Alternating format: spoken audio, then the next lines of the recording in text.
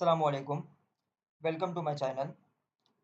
आज का हमारा टॉपिक है supply and demand.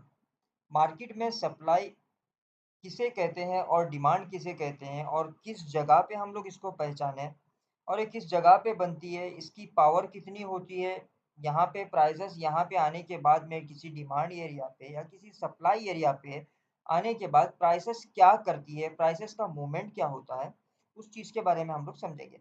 Simply demand supply and demand बनता जब प्राइस किसी एरिया में बायर्स या सेलर्स का इंटरेस्ट शो करता है। मतलब वहाँ पे बहुत ज़्यादा बाइंग या सेलिंग ऑर्डर एग्जीक्यूट हुए होते हैं। ठीक है। अभी ये एरिया है हम लोग का, ये एरिया को आप समझना, ये डिमांड एरिया है हमारा, ये सप्लाई एरिया है। यहाँ पे नॉर्मली प्राइसेस जब सप्लाई एरिया से जब नीचे आई, इस जगह पे यहाँ पे बहुत बड़े-बड़े ऑर्डर्स, बाइंग ऑर्डर्स एग्ज़ीक्यूट हुए होते हैं। इसी वजह से तो प्राइसेज़ ऊपर चले गए। अगेन जब नीचे आ गए तो यहाँ से अगेन ऊपर चली गई। तो जैसे कि नॉ ये बात होती है कि कोई प्राइस सस्ती मिल रही है, कोई प्राइस कम रेट में मिल रहा है हम लोग को, हम लोग उस प्राइस को किसी चीज़ को हम लोग उसी प्राइस में बाय करेंगे। लो प्राइस हम लोग को लोवेस्ट प्राइस में हम लोग को बाय करेंगे। तो ये हमारा डिमांड बन जाएगा क्योंकि उस प्र जब बहुत ज़्यादा लोग उस प्राइस पे खरीदेंगे तो उस वहाँ पे बन जाएगा डिमांड। उस चीज़ का डिमांड मार्केट में बहुत ज़्यादा आएगा। तो सप्लाई मार्केट में कब आती है? जब किसी चीज़ का मार्केट में सप्लाई ज़्यादा हो गया, लोगों ने बहुत ज़्यादा बाय कर दिया और उससे ज़्यादा कोई इस प्राइस पे कोई खरीदना नहीं चाहता, इतने ज़्यादा प्राइस में कोई खरीदना नहीं चाहता क्योंकि मार्केट में सप्लाई बहुत ज़्यादा आ गई। तो क्या हो जाएगा, उसका प्राइसेस स्लोली नीचे गिरना शुरू हो जाएगा।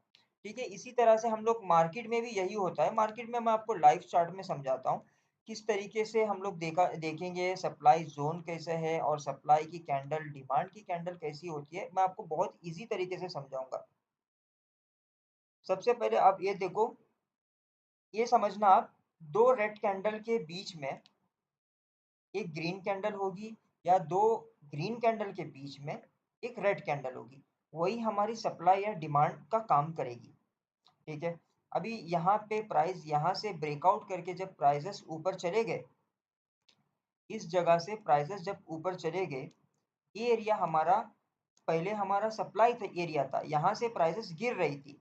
तो इस एरिया को ब्रेक ब्रेक करके जब ऊपर चली गई, ये हमारा हो गया अभी डिमांड जोन हो गया। जब प्राइसेस इस जगह पे यहाँ पे बहुत सारे बड़े ऑर्डर्स लगे हुए हैं, बाइंग के ऑर्डर्स यहाँ पे बहुत ज़्यादा लगे हुए हैं, बड़ी क्वांटिटी से यहाँ पे बाइंग के ऑर्डर लगे हुए हैं। जब भी प्राइस इन फ्यूचर यहाँ पे इस एरिया पे आएगा, यहाँ से अगेन प्राइसेस ऊपर चली गई, ये हमारा डिमांड जोन है। इसको निकाला कैसे जाता है? जब मैंने आपको अभी बताया दो ग्रीन कैंडल के बीच में एक रेड कैंडल, मैं आपको एक क्लियर करके बताता हूँ।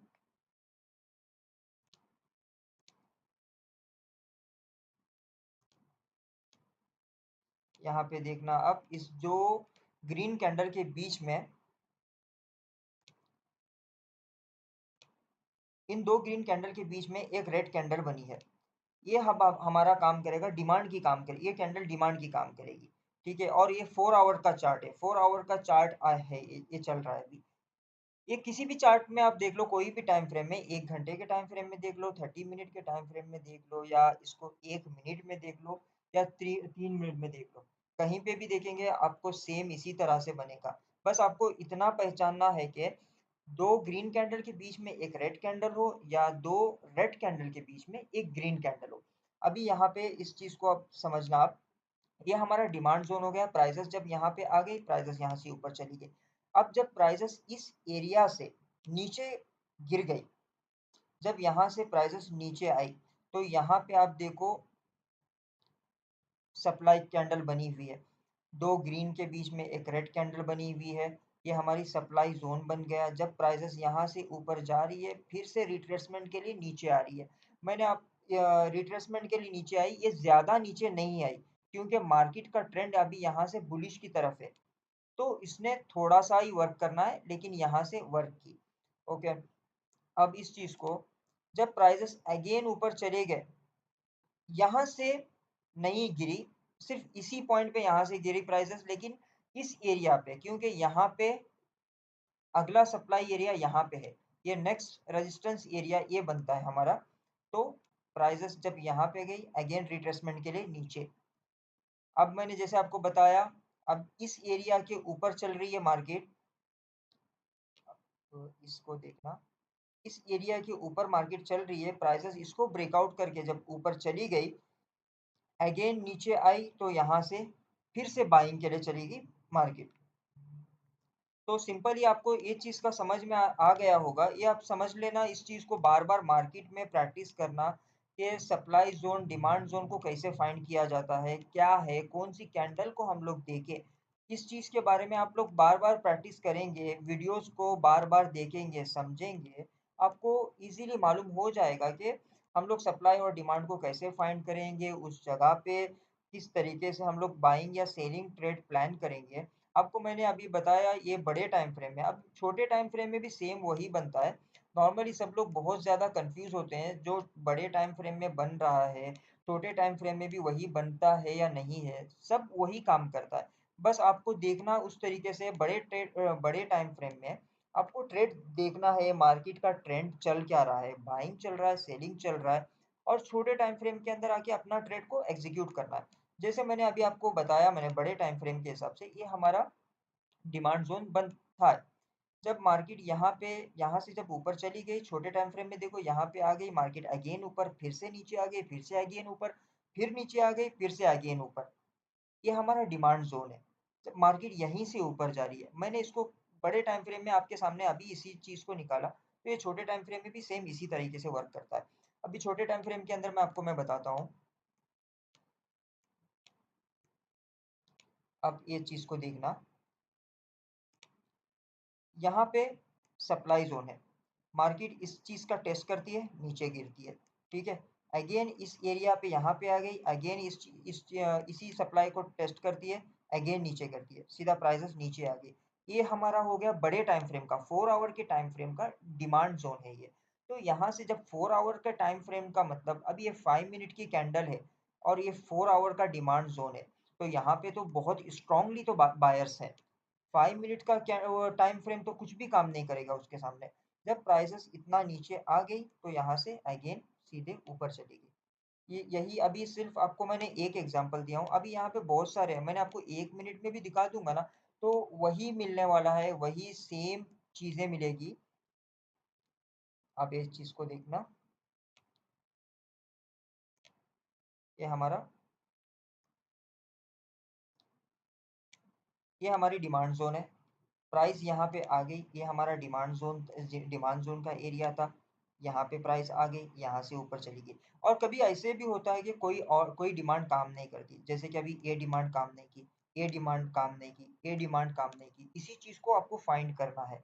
ये अभी डिमांड एक काम इसलिए की क्योंकि यहाँ पे बहुत सारे ऑर्डर्स लगे हुए थे, और ये किसी बड़े टाइम फ्रेम का डिमांड होगा, ये कोई छोटे छोटे टाइम फ्रेम का काम होगा, ये इसलिए काम नहीं किया, ये कोई बड़े टाइम फ्रेम का आपको सर्च करना है, बड़े टाइम फ्रेम में मिनिमम आपको 15 टू 30 मिनट के चार्ट पैटर्न में, वहां पे आपको, सॉरी 15 टू 30 के टाइम फ्रेम में उस चीज का मतलब बड़े टाइम फ्रेम का हम आपको निकालना है कि डिमांड और सप्लाई, और वहां से आपको ट्रेड प्लान करना है। आपको और एक मैं इजी तरीका मैं समझाता हूँ, इससे भी इजी तरीका है, आपको लाइन चार्ट के बारे में समझाता हूँ। आप लाइन चार्ट देखोगे, सिर्फ आपको कॉर्नर मार्क करना है लाइन चार्ट में। अभी हम ये लाइन चार्ट है, ठीक है, मैं आपको ये सब खत्म करता हूँ, इसके बाद मैं बताता हूँ आपको। मैं अभी, चलो मैं 1 आवर के टाइम फ्रेम में आ गया, ओके। सिंपली आपको लाइन चार्ट में देखना है, अभी ये कॉर्नर है, जो ये पॉइंट है, इस पॉइंट को मिला दो, ये लाइन चार्ट में आपको बहुत इजीली शो करेगा। अभी यहाँ से यहाँ पे मिला दो, ये आपका सपोर्ट एरिया, ठीक है। अभी मैं आपको इस जगह पे भी देखना, इस जगह पे भी बनी है, आपने अभी लाइन चार्ट में मार्क तो कर लिया, अभी इसको चेंज कर दो, कैंडल पे चले जाओ,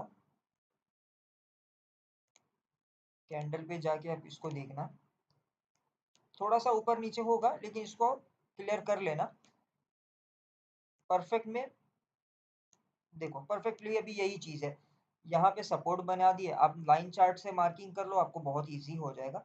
यहाँ पे अपनी सपोर्ट बनाई थी, प्राइसेस जब यहाँ पे अगेन नीचे आ गई, यहाँ से अगेन ऊपर, क्योंकि ये डिमांड एरिया है ये सारा, तो प्राइसेस जब नीचे आ रही है तो यहाँ से ऊपर चली जा रही है। अब इसको आप छोटे टाइम फ्रेम के हिसाब से ट्रेड प्लान कर सकते हो।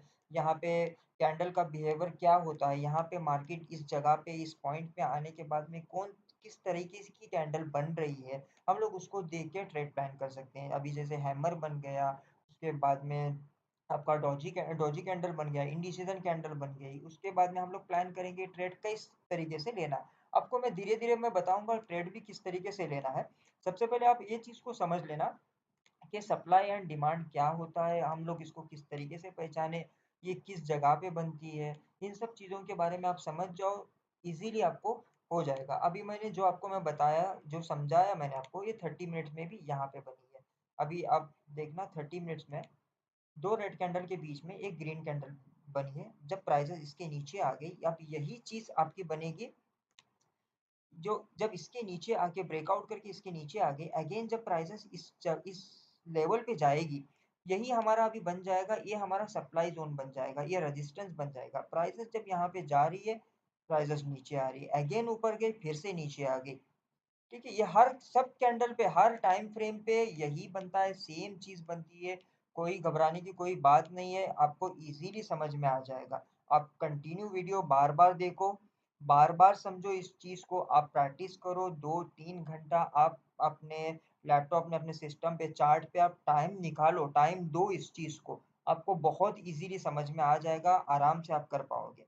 ठीक है, आपको मैं इन फ्यूचर में आपको मैं कंटिन्यूस मैं वीडियोस बनाऊंगा, आप देखना, आप सीखना उस चीज को। Okay, thank you very much.